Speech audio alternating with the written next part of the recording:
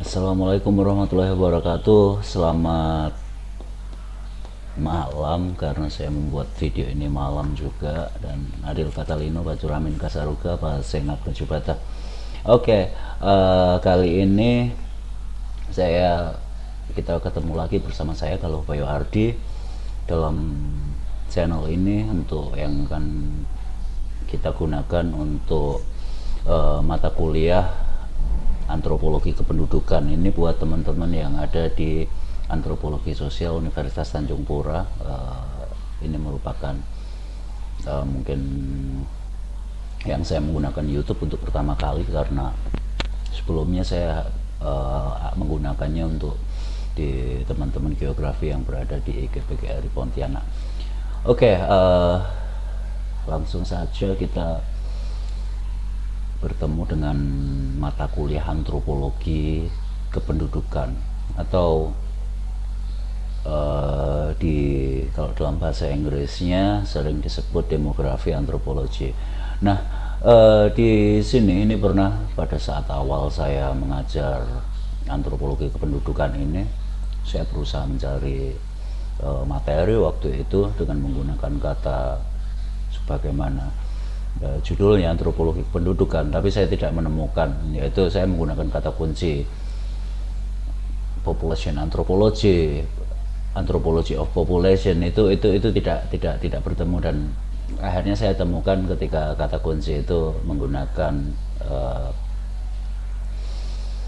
demografi antropologi. Jadi memang kalau dalam pengertian di bahasa Indonesia sejauh yang saya tahu pada saat saya belajar dulu, memang dipisahkan pengertian antara ilmu demografi atau demografi itu sendiri dengan istilah ilmu kependudukan.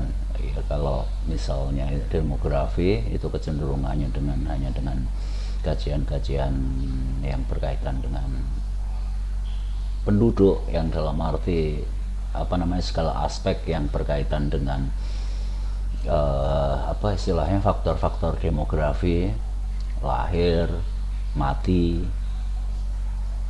dan juga migrasi, dan aspek-aspek turunannya itu dipelajari dengan sangat-sangat kuantitatif, dengan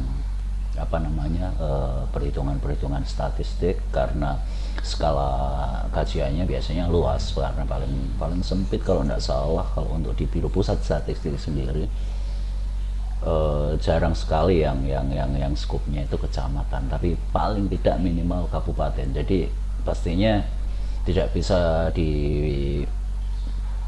sulit untuk dipelajari secara kualitatif, karena di sana tabel-tabel angka dan jelas ketika untuk menyimpulkan atau menganalisisnya harus dengan perhitungan statistik. Namun demikian, kenapa sih di antropologi ada istilah antropologi kependudukan atau demografi antropologi? Nah, ini sebetulnya ceritanya cukup panjang, tapi saya coba ringkas di sini. Jadi antara antropologi dan demografi atau masalah-masalah kependudukan sebagai cabang ilmu ini, mereka memiliki metode yang benar-benar bertolak belakang. Antropologi yang khas dengan penelitian dalam lingkup yang sangat-sangat sempit untuk masalah kewilayahannya, walaupun pandangannya tetap holistik. Sementara untuk demografi ini yang dipelajari skalanya cukup luas. Jadi ada skala regional di sana, skala wilayah, sehingga bahkan kadang-kadang tidak hanya skala ini, bahkan beberapa analisis itu berada pada level state atau nation atau negara. Jadi memang sepertinya bertentangan sekali. Dan di sini ilmu demografi atau ilmu kependudukan ini merupakan cabang dalam ilmu geografi, dalam dalam subdisiplin geografi manusia juga. Jadi apa namanya, sisi manusia dari geografi pada masa-masa positivistik dulu itu apa namanya, geografi manusia hanyalah ya ilmu demografi ini, karena memang yang dibahas skalanya memang cukup luas. Oke, mengapa apa namanya ada kombinasi antara, atau mengapa ilmu demografi juga dipelajari di antropologi, atau ilmu antropologi di sini juga dipelajari oleh lembaga-lembaga kependudukan atau kajian-kajian ilmu kependudukan. Ini sebetulnya mau tidak mau memang kita harus melihat bagaimana keadaan di para ahli-ahli demografi di Eropa sana, ya di Eropa. Jadi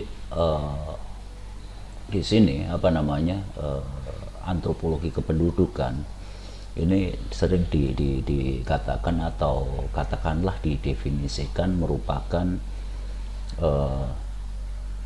kajian yang khusus mengenai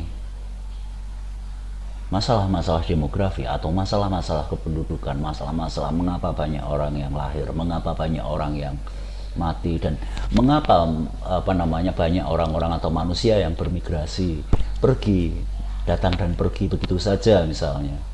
Nah, apa namanya, ada alasan-alasan tertentu, ada kajian-kajian tertentu yang memang itu dibutuhkan untuk oleh ilmu demografi, karena ketika kita mempelajari atau melihatnya secara demografi, kita hanya melihat banyak angka berapa, memang bisa diinterpretasi, tapi interpretasi itu juga apa namanya tidak bisa apa namanya, ya hanya membandingkan saja atau memperhitungkan saja, tapi tidak dalam arti manusia dalam jumlah yang banyak, manusia dalam wujud angka, bukan manusia dalam wujud apa namanya personal, dalam wujud manusia yang mempunyai perasaan, mempunyai mempunyai cita-cita, mempunyai tujuan, bahkan mempunyai kebudayaan. Itu tidak apa namanya kurang begitu bukan kurang begitu diperhatikan, karena memang tujuan atau apa namanya yang dikaji paling tidak mengapa banyak orang pindah, mengapa banyak orang hidup, mengapa banyak orang lahir, dan mengapa banyak orang yang mati. Jadi dalam ilmu demografi ini akhirnya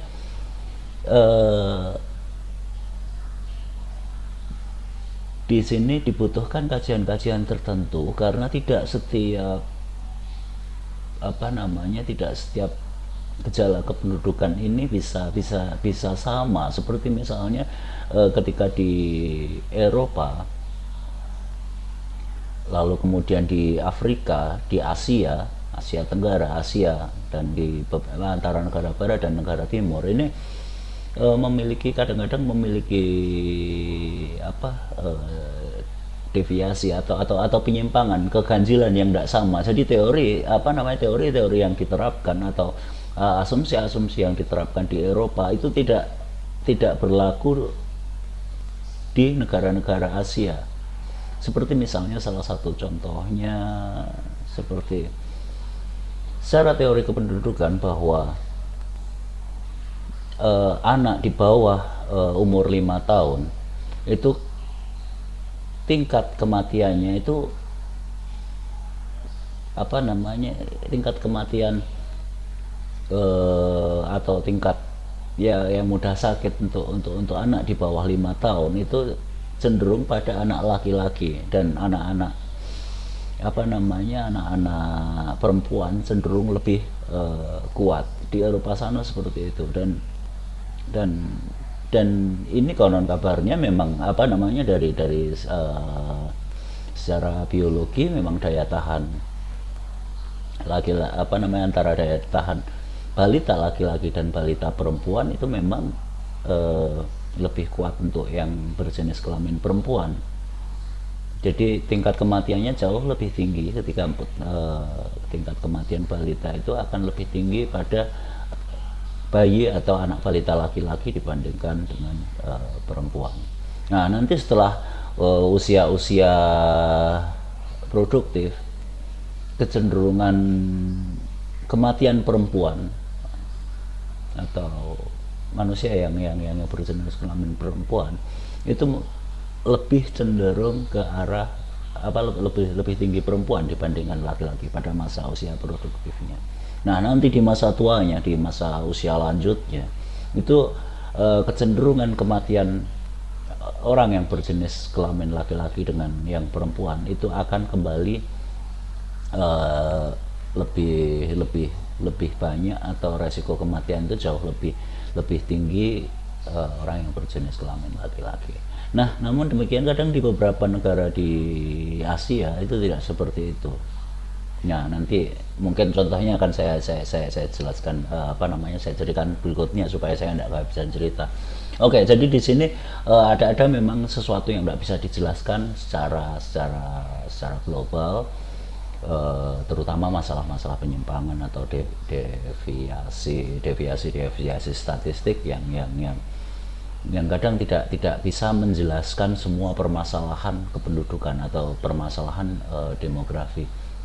Dengan demikian perlu dipelajari bahwa migrasi, kematian, lalu kelahiran itu sangat ternyata juga ditentukan oleh budaya, yang dimana antara wilayah satu dengan wilayah lain itu memiliki perbedaan-perbedaan dan karakteristik tertentu yang nanti memang secara khusus harus dipelajari per kasus dan dalam lingkup yang sempit supaya menemukan pemahaman-pemahaman yang lebih mendalam tentang permasalahan kependudukan ini. Ya, nanti ya tentu saja akan berkaitan dengan kaitannya pengangguran, kelaparan, lalu ketersediaan pangan dan lain sebagainya. Dan itu banyak sekali hal-hal yang memang itu untuk mendalaminya itu memang harus butuh kajian-kajian kultural atau cultural study. Jadi di sinilah antropologi dibutuhkan. Nah, memang antropologi kependudukan atau demografi antropologi ini dulunya awalnya memang ketika para demografer atau ahli-ahli kependudukan atau para geografer human geography yang pada tahun 70 yang seringkali mengolah dan menganalisis data statistik ini membutuhkan pemahaman-pemahaman yang lebih terperinci, pemahaman-pemahaman yang lebih mendalam, sehingga mereka banyak mengundang para antropolog yang memiliki ketertarikan terhadap kajian-kajian kependudukan ini, dan tentu saja dengan caranya, dengan cara-cara yang khas seperti partisipasi observasi, lalu kemudian wawancara mendalam, lalu kemudian mencoba menggali sistem idenya, menggali konstruksinya, menggali native point of view atau pandangan lokal yang memang yang memang tidak akan bisa digali hanya dengan sekedar mewawancarai hanya dengan kuesioner ataupun dengan menyebarkan angket. Nah, di sini jadi di sini bagaimana antropolog itu kita dengan pendekatan antropologi kita itu bisa mencoba untuk menjelaskan, belum tentu tidak harus menjawab permasalahan ya, tapi bisa menjelaskan fenomena-fenomena permasalahan kependudukan, seperti fenomena kematian seperti misalnya bunuh diri, lalu kemudian mungkin fenomena-fenomena migrasi seperti merantau misalnya, yang itu merupakan bagian dari kultural pada etnis Minang misalnya, atau dan lain-lain. Lalu kemudian ketika kita mau menjelaskan fenomena mudik, ya kita cuma bisa ketika kita lihat data angka, tentu saja kita akan pada bulan-bulan tertentu akan terjadi migrasi besar-besaran antara dari kota besar menuju kota-kota kecil, atau dari sebuah kota menuju apa namanya, menuju daerah-daerah pinggiran atau daerah-daerah asal para migran tersebut. Nah, kita hanya bisa mengetahui angkanya, tapi alasan mengapa mereka pulang, kenapa mereka harus apa namanya, seperti ada semacam kewajiban dan harus pulang, dan ternyata itu sangat-sangat kultural sekali, dan fenomena semacam itu hanya terjadi, kalau tidak salah hanya terjadi di Indonesia, budaya mudik, entah itu namanya mudik, pulang kampung atau apapun lah. Jadi terjadi fenomena migrasi pada musim-musim tertentu, atau ya ada banyak hal yang memang harus kita gali secara mendalam. Dan lalu kemudian yang kedua, kalau tadi ada apa namanya, antropologi bisa membahas hal yang lebih, yang mungkin lebih mendalam, skalanya kecil tapi lebih mendalam, paling tidak untuk menemukan kasus-kasus ataupun pemahamannya. Lalu di sini kedua disiplin ilmu ini dikombinasikan, dan apa ya, mereka memiliki satu objek material yang sama, yaitu manusia dan permasalahannya. Pendekatannya memang berbeda seperti tadi diceritakan, satu sangat-sangat kuantitatif perhitungan dan menggunakan perhitungan matematis, statistik dan lain sebagainya, sementara untuk antropologi menggunakan metode yang sangat-sangat kualitatif, fenomenologi, dengan wawancara dengan cara-cara yang hampir berbeda, bahkan pada saat analisisnya ada sangat berbeda. Yang satu mencari universalitas atau apa namanya, sesuatu yang universal atau pola-pola yang memang akan dijadikan teori yang bisa diperhitungkan secara pasti, atau kalaupun prediksi itu mempunyai prediksi dengan perhitungan tertentu. Sementara kalau untuk antropologi, sebuah teori atau sebuah konsep atau apapun itu yang ditemukan di lapangan bukan digunakan untuk menjelaskan sesuatu yang universal, karena di sini apa namanya, setiap tempat atau setiap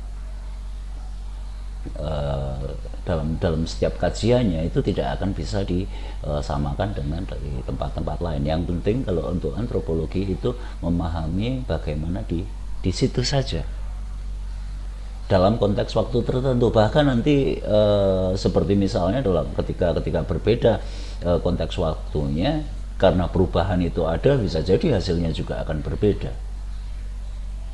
Seperti misalnya kalau pada kasus apa namanya, The Religion of Java-nya Clifford Geertz,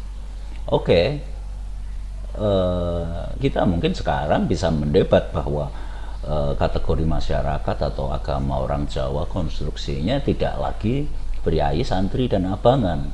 Tapi mungkin entah apakah apa namanya, kalau sekarang mungkin akan menjelaskan konstruksinya seperti, ya mungkin seperti dikatakan cebong dan kampret. Ada yang mengatakan apa namanya,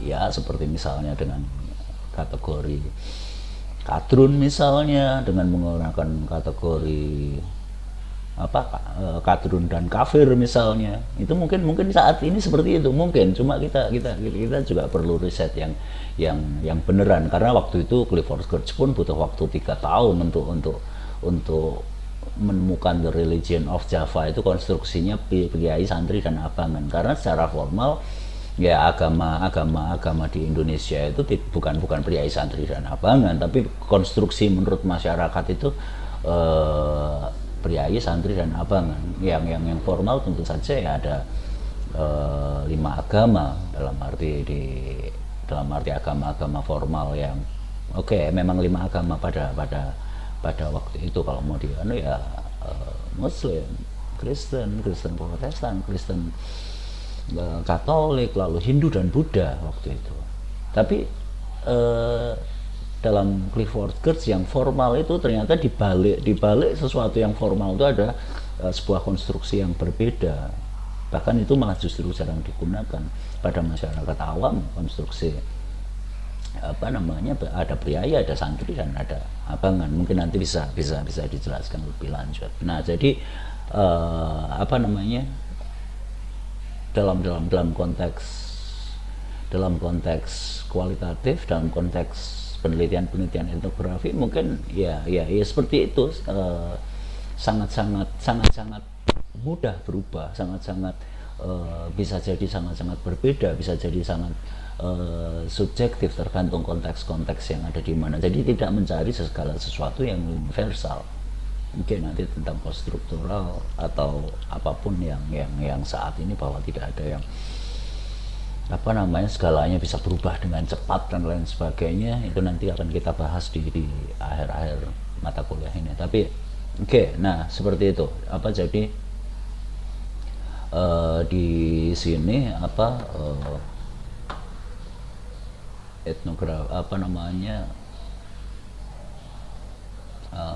antropologi dan ilmu kependudukan atau ilmu demografi ini dijadikan satu karena kesamaan objek materialnya. Jadi bisa jadi ketika dan ini akan menjadi, di sini akan menjadi sebuah ilmu interdisipliner. Tapi yang akan kita pelajari di sini bagaimana permasalahan-permasalahan kependudukan itu kita coba pahami dengan antropologi. Jadi kita akan membuat semacam penelitian etnografi, tapi kaitannya dengan permasalahan kependudukan. Seperti misalnya kalau untuk masa-masa ini mungkin seperti misalnya COVID, seperti misalnya apakah migrasi kita akan bisa lihat apakah migrasi hari ini lebih besar dibandingkan sebelum ada pandemi COVID-19 kemarin. Nah, itu nanti bisa kita diskusikan seandainya dalam pembahasan berikutnya, ketika kita membahas tentang berkaitan dengan kesehatan masyarakat dan juga migrasi dan juga pandemi. Lalu kemudian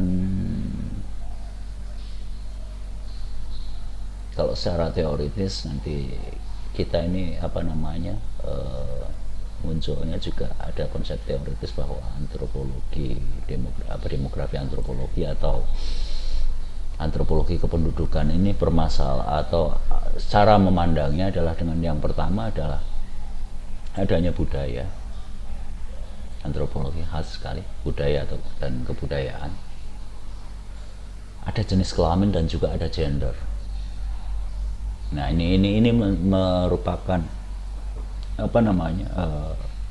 faktor yang menarik, karena jenis kelamin dan gender secara kultural itu nanti memiliki nilai-nilai yang khas yang punya implikasi terhadap berbagai hal, seperti misalnya siapa yang diutamakan, lalu nanti ketika kita membahas tentang kesejahteraan, tentang ketenaga kerjaan, tentang upah misalnya, ini juga masalah kependudukan, tentang upah, tentang pendapatan.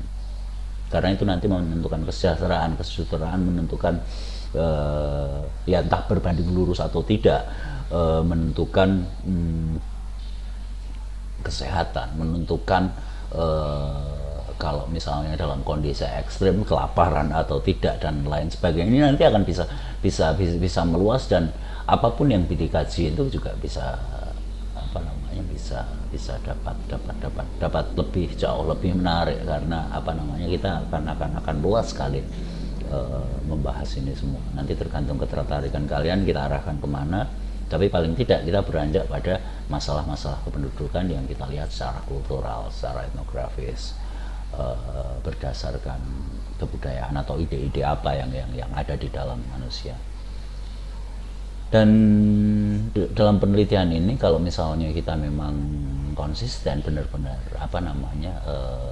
antropologi kependudukan ini sebagai ilmu yang interdisipliner, Nanti ada mungkin sebagian data kuantitatif, lalu kemudian beberapa data kuantitatif itu membutuhkan penjelasan yang mendalam atau terdapat kasus-kasus unik, lalu kemudian di situ digunakan untuk menjawabnya, digunakan pendekatan-pendekatan kebudayaan, pendekatan antropologis, pendekatan etnografis untuk menjawab atau untuk menjelaskan mengapa bisa terjadi, misalnya terjadi anomali perhitungan statistik, terjadi anomali asumsi, karena mereka yang di demografi biasanya udah punya hipotesis dan lain sebagainya, dan juga akan membuktikan dan juga mengidentifikasi, mendeskripsikan secara kuantitatif. Jadi mereka akan melihat persentase, melihat jumlah populasi dan lain sebagainya. Sementara nanti ketika dipandang dari antropologi, dalam populasi yang kecil itu apa yang terjadi, mengapa bisa demikian, mengapa terdapat deviasi atau penyimpangan. Nah, saya rasa karena ini sudah 26 menit ya, ini cukup ternyata cukup panjang juga video ini, dan ini untuk pembukaan pertama kali mata kuliah antropologi kependudukan, dan nanti akan saya lanjutkan lebih selain video ini. Mungkin nanti ada materi-materi dengan teks, dan sebetulnya bisa di-download juga di di Akademia Edu. Saya pernah mengupload semacam handbooknya, bentuknya doc sih. Nanti silahkan dengan kata kunci antropologi kependudukan, dan ada kata di akun Akademia Edu-nya atas nama Galuh Bayu Ardi. Nanti coba dicek nah, nanti yang akan saya jelaskan paling tidak urutannya sesuai dengan itu, kecuali nanti kasus-kasusnya, mungkin nanti kecenderungan kita diskusinya mau ke arah mana. Dan mungkin Anda juga yang sedang mengambil mata kuliah ini bisa tanya pada kakak angkatan dulu bagaimana yang dibahas, selesai atau tidak waktu itu pembahasannya, dan nanti seandainya kita upayakan untuk mata kuliah kita ini pembahasannya nanti bisa selesai, dan saya harapkan cukup aktif ya. Nanti Anda bisa fenomena bunuh diri, fenomena kebudayaan apapun yang bisa ya, nanti tentang kecenderungan kenapa banyak kematian bayi yang masih di beberapa daerah dengan kultur tertentu, karena tidak semua budaya. Kalau sekarang sih mungkin rata-rata sudah minimal puskesmas, dukun bersertifikat atau ketika melahirkan, tapi mungkin masih ada juga yang mereka melahirkan di tengah sawah pada saat musim panen atau musim tanam. Nah, nanti kita lanjutkan lagi untuk itu. Oke, paling tidak untuk saat ini dulu videonya, dan terima kasih. Kita jumpa lagi. Ini untuk awalan saja. Oke, silahkan join ke Google Classroom ya. Nanti akan saya gantungkan di sana video ini, atau nanti absensinya ada di Google Classroom dan juga di YouTube saya. Jadi saya harapkan di subscribe dan komen untuk absensinya. Silahkan komen, tulis nomor mahasiswa dan nama lengkap. Oke, terima kasih. Assalamualaikum warahmatullahi wabarakatuh. Salam sejahtera. Adil Katalino, Bacuramin Kasaruga, Basingat Kejubata. Oke, terima kasih.